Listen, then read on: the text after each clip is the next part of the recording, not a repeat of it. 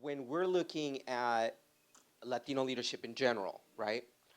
Clearly, HPNG focuses on Latino leadership in particular, but I'm always interested in hearing what people have to say from their perspective of, this is how I see not just my leadership style and my game plan for achieving that.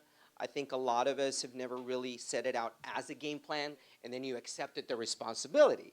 But once you do that, there's got to be a game plan, because now you're kind of being held accountable, and people look up to you.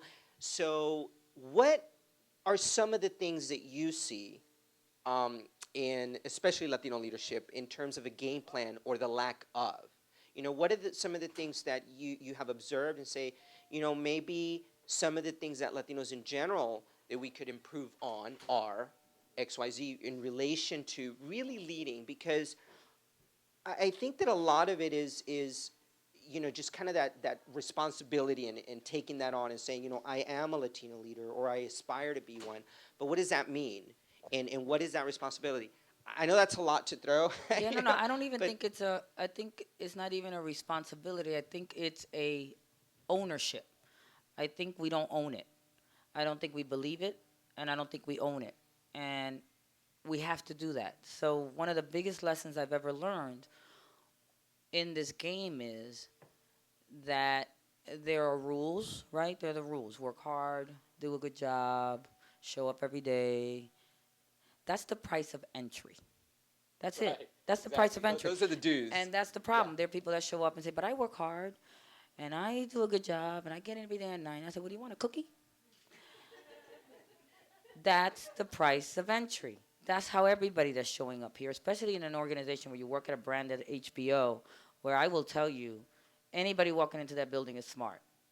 There are a few que se colaron, and the building shakes them out, literally shakes them out. So they either self-destruct, self-opt-out, or we kick them out. Either way, they're out. And there are times where, and this is the great lesson I heard from Professor Price Cobbs, and we were trying to understand entitlement. Like there are certain things that we see as negative that is really a positive thing. So entitlement, it's a really interesting word, right?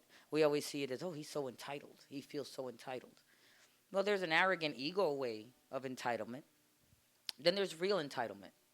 And the definition of real entitlement is, and I learned that from Dr. Cobbs, and that freed up, it was my aha moment. The definition of entitlement is you exacting yourself upon the world instead of waiting for the world to exact itself upon you. Like that? Yeah. Because what that means is you have just turned the power around, right? That means that when I sit at the table, I'm sitting at the table across from that guy, and yeah, I may have gone to Baruch, and I spoke Spanish first, and I had to study 10, but now I'm sitting across from you. And I'm not going to be intimidated because you went to Harvard and your dad called and got you this job. Because you know why? I have a right to be at this table. And instead of tripping about, wow, I can't believe I'm sitting across from this, oh my God, am I going to be okay? Take that off the table.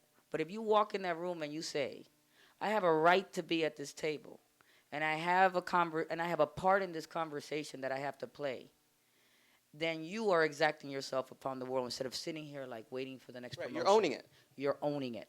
And to me, that's real leadership. It's believing first for yourself that you're highly capable, that you can do it, and that if you can't do it, you can figure it out. Because that's what everybody else is doing. And if you think they're not, bullshit. Bullshit. Yeah. At HBO, we curse, so it's premium. It's premium.